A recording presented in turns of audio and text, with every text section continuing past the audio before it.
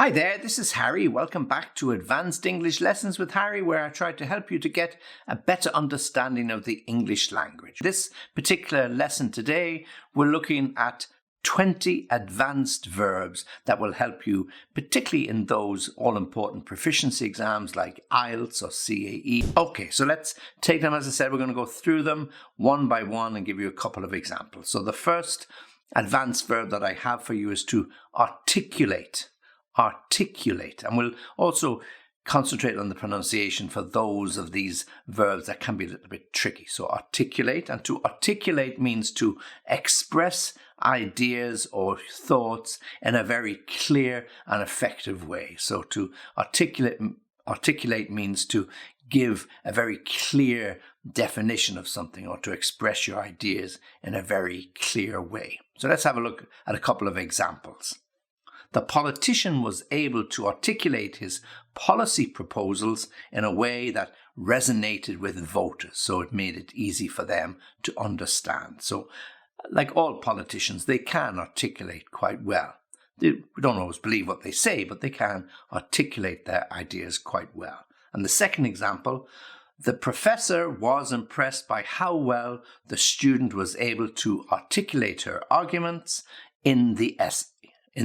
So the professor was impressed by how well the student was able to articulate her ideas in the essay. So articulate is all about being clear, the clarity of your opinion, how you express it.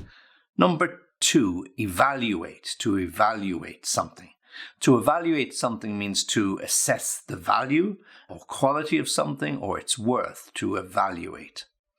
And the examples would be: the manager evaluated the performance of each employee before deciding who he should promote. Okay, so the manager evaluated the performance of each employee before deciding who to promote. To evaluate, then to assess what each employee had done or what each employee had contributed to the business in the previous period, 6 months or 12 months, whatever the assessment period was.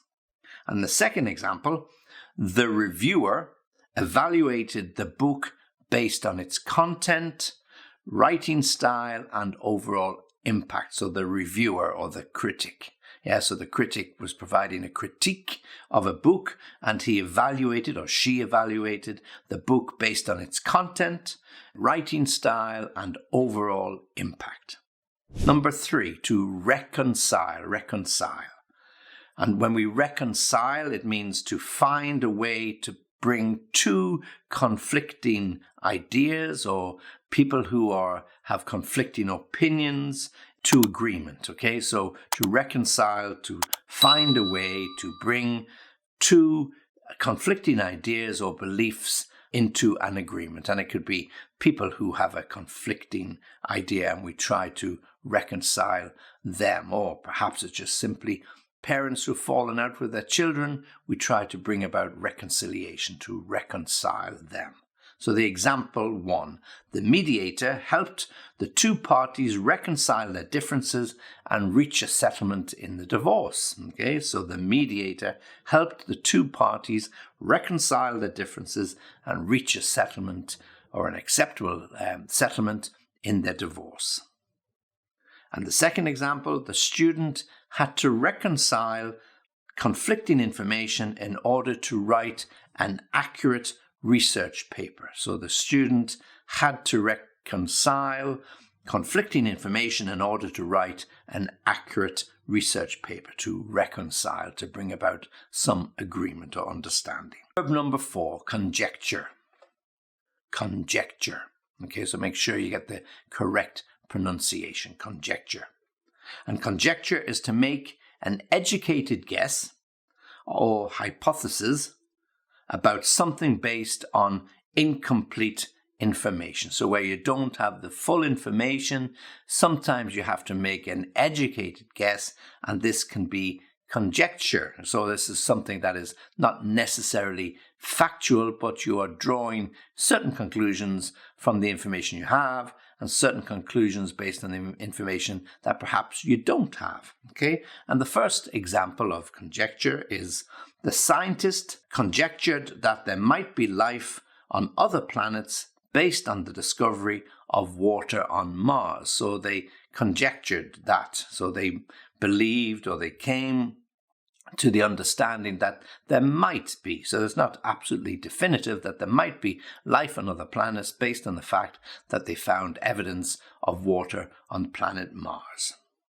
And the second example, the journalist conjectured that the company was hiding something based on their lack of transparency. So where the company weren't prepared to answer questions, or the information they gave was a little bit veiled or in secrecy, then based on that lack of transparency, the journalist conjectured that the company had indeed something to hide, or were trying to hide something.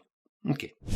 So that's number 4. Number 5, to elaborate. Okay, so when we elaborate, we expand on an idea or a topic. Okay, so means to provide more detail or more detailed evidence or explanation on a particular topic. So you'd often be asked, could you elaborate on that, please? Means could you expand?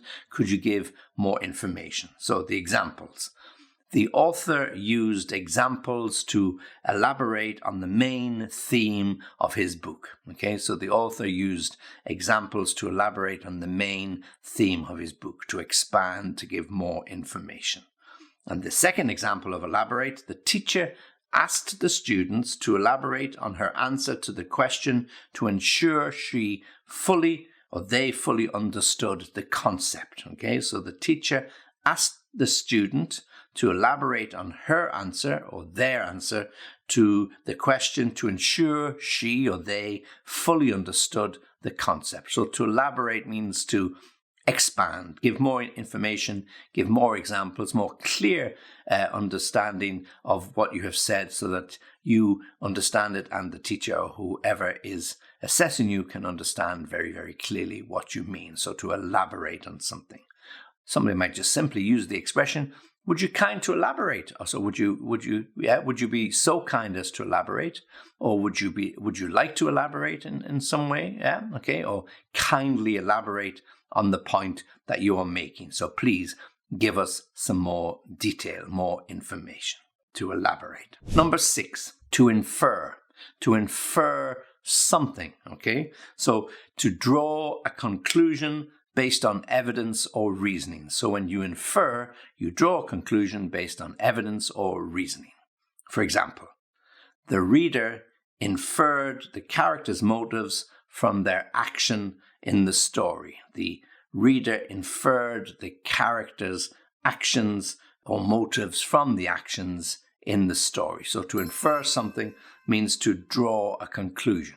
What are you inferring might be a question somebody will ask you, meaning what conclusions have you drawn, or what decisions have you made, or why are you saying that? What are you inferring? You've got obviously something you would like to express. And the second example, the scientist inferred the presence of a new planet based on its gravitational effects on nearby stars. So some examination of the stars in the galaxy and the gravitational effects suggested that there was another planet close by. So the scientist inferred that there was another planet somewhere in the location or the locality of these stars based on some examination of the effects of gravity on those particular stars. So they inferred that. They weren't saying categorically, but they were inferring that there was the possibility of another planet being there. Okay, number 7. Now this is a difficult word to pronounce, so just be very careful with it. Extrapolate, to extrapolate. And when we extrapolate, we make predictions or we make estimates based on known information. So we have information, and based on that information, we make some predictions. So we extrapolate. Okay, so we take the information and we suggest or predict what is going to happen. For example, The Economist extrapolated future growth rates in the economy based on past trends. So this is typical of what an economist might do. They take some past trends, they look at the numbers, the figures, and then they extrapolate based on that. So the economist extrapolated future growth in the economy based on past events or trends. Okay, so they extrapolate. So they get information and then they use that to make a prediction, to predict what will happen. And the second example, and again here is very important when they do extrapolate, is when they're talking about weather forecasting. So the climatologist extrapolated future temperature trends based on current data. So they looked at data that they had gathered for 5 or 10 or 15 years and the changes in the climate and the temperature. And these climatologists or meteorologists then extrapolated future temperature trends based on that particular data. So to extrapolate, extrapolate means predicting or estimating what's going to happen based on data that you have. To extrapolate. Number 8, again, slightly difficult to pronounce. Again, another verb, to elicit. Elicit, okay? So when we elicit, we draw out a response or we get information or reaction from someone. So by asking certain questions, we get information or answers. So we elicit the information or the response that we are looking for.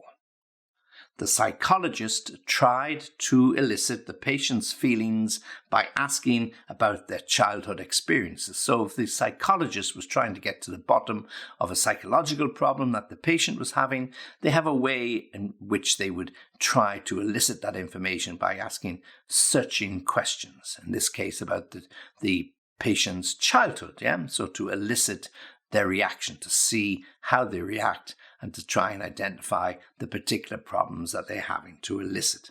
And the second example, the teacher used thought-provoking, be careful with the pronunciation, thought-provoking questions to elicit insightful answers from her students. So she asked very searching questions, as we said here, thought-provoking questions to elicit insightful, deep and detailed answers or responses from her students. So to elicit. Okay, good. Now, as we said, these are all advanced verbs. So I'm sure many of them you're hearing them for the first time. So try and practice, try and understand the samples that I'm giving you in the examples and try to see how you can work them out. Okay, number 9, augment. To augment something, okay? When we augment something, we make it greater by adding to it, okay? So we increase it or we enhance it, to augment. So somebody can augment their monthly salary by doing some overtime. They could augment their income by taking a second job. So students often, augment their perhaps pocket money or allowance that their parents give them by taking a job in a restaurant or a bar to augment their income, to give them some additional spending capacity. So that's to augment, to make something greater by adding to it, okay? So to enhance or to increase. So the examples. The company decided to augment their workforce by hiring more skilled workers or more skilled employees. The company decided to augment their workforce by hiring more skilled employees or workers. And the second example, the author augmented her book with additional chapters to address the latest developments in the field. So if somebody was doing some research and they had produced a book, but they wanted to update it, so they augmented or added extra chapters based on some additional information or research in that particular field. So to augment the information in the book.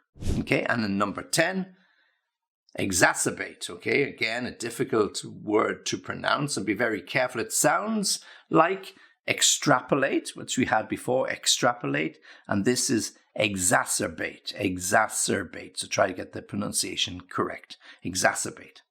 When we exacerbate something, we make a problem or situation worse or even more severe. So to exacerbate. The heavy rainfall exacerbated the flooding in the low-lying areas. So perhaps those areas were susceptible to flooding, and the heavy rains that they had received in the previous few days exacerbated the situation, meant that the flood was even greater than it had previously been. So exacerbated the situation.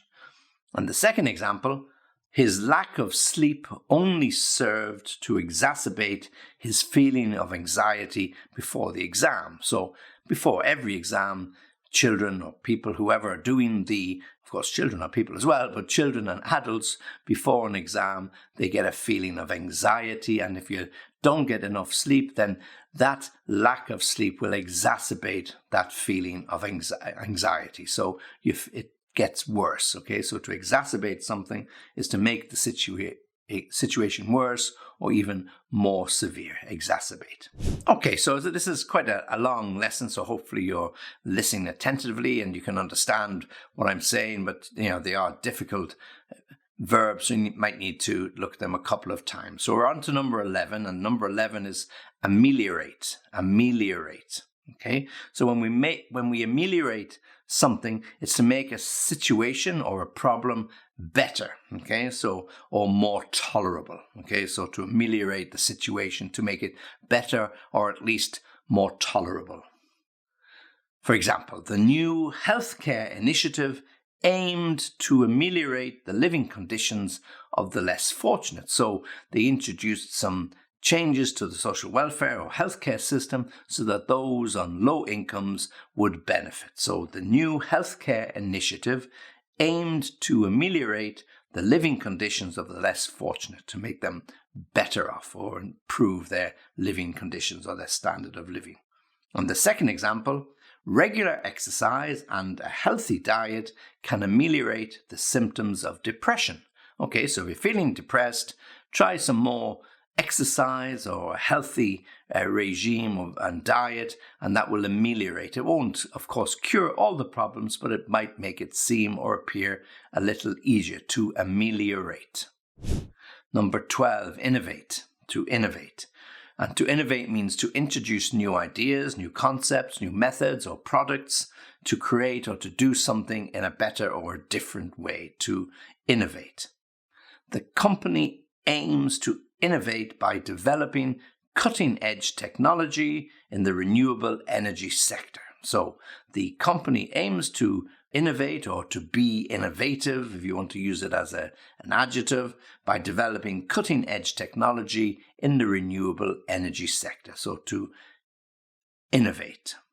The artist decided to innovate by using unconventional materials in his sculptures. So perhaps most sculptors and artists use plastic or concrete or marble or plaster, whatever they use, but this particular artist decided to innovate by using waste material or fungus. I saw an article recently where an artist used fungus that grew in a house, and he used this to create his art for his sculptures. Okay, so to be innovative or to innovate. And to be innovative, then it's using that as an adjective, of course, and to innovate is the verb. Number 13, this is an old-fashioned verb, to garner, okay, and it's quite formal, to garner. And to garner means to gather or to collect or accumulate information. To garner, to collect, accumulate information. The researcher garnered data from multiple sources to support her thesis. So the researcher collected data from multiple sources to support her thesis. So when you garner something, you collect, you gather information, data in this case, to support a particular idea or thesis. And the second example, the presidential candidate garnered widespread support for his progressive politics. Okay, so if somebody was running in the presidential race for the first time and they wanted to get a lot of support from the people, so to garner that support, to collect or to gather that support, they used different ideas, more progressive policies, and this garnered widespread support. Okay, and that's number 13. And number 14, to bolster. To bolster means to strengthen, to support someone or something. So you can bolster a wall by putting in some concrete or some supports, yeah? So that will bolster, so make it stronger. Or if you want to bolster, as we had in the previous example, to garner support, if you want to bolster, to strengthen your support, you have a lot of give away ideas in your policies. Okay, so let me give you the examples. The manager took steps to bolster employees' morale by implementing more flexible working hours. So during the COVID situation, people were allowed to work remotely, and they still can. And what this did was to bolster employees' morale, or make them feel better by implementing certain changes and practices in their working habits or working hours. Or the football manager decided to bolster his defense by signing 2 experienced defenders so that his team could stop leaking or letting in so many goals. So the football manager decided to bolster his defense by signing 2 senior experienced players that will help him to survive the drop, or so they wouldn't be relegated. And then the other example I have, the government's infrastructure investments bolstered the company or the country's economic growth. So the government's infrastructure investments bolstered the country's economic growth. So a little bit more formal in that particular example. And that's the word bolster. So number 15, abate. And when we abate, to abate means to reduce something in the amount or the degree or the intensity, okay? For example, the weather or the thunder, the rain can abate, meaning it can reduce and it's not as heavy as it was the day before. The winds can abate, so they might have been blowing at 150 kilometers an hour and they dropped to 90 kilometers an hour, still very strong, but they abated overnight, okay? So to abate. Let me give you the example. As the storm abated, so as the storm reduced, as the storm abated, the rescue team were finally able to reach the stranded hikers. So as the storm abated, so as the wind and the rain reduced, the rescue team were then in a position that they were able to search and reach the stranded hikers.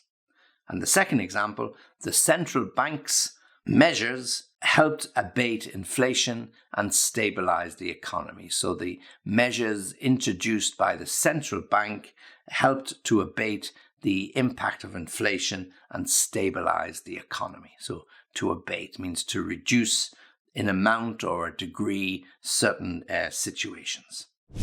And number 16, to concur, to concur. So it's not conquer, that's a very different word, to concur. So it's a C sound, concur.